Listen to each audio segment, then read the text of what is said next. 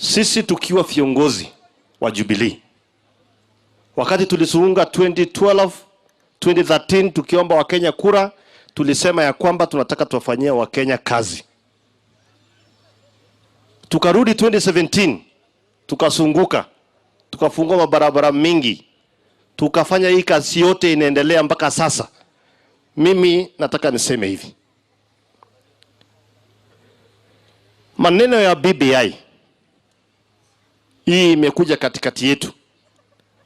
Nataka niambie wananchi ya kwamba kwa sababu hii BBI nilisema nataka niombe Mwenyezi Mungu afungue Wakenya macho wajue hii BBI ni nini, na mimi naona inaelekea kutimia.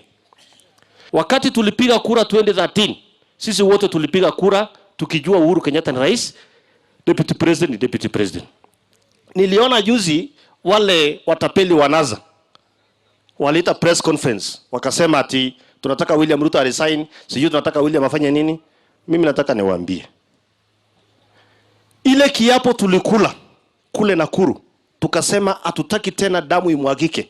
Mimi nataka niwahakikishie Wakenya ya kwamba hao watapeli ile barabara wanatafuta tunaijua, na sisi hatuwezi ingia kwa hiyo mtego.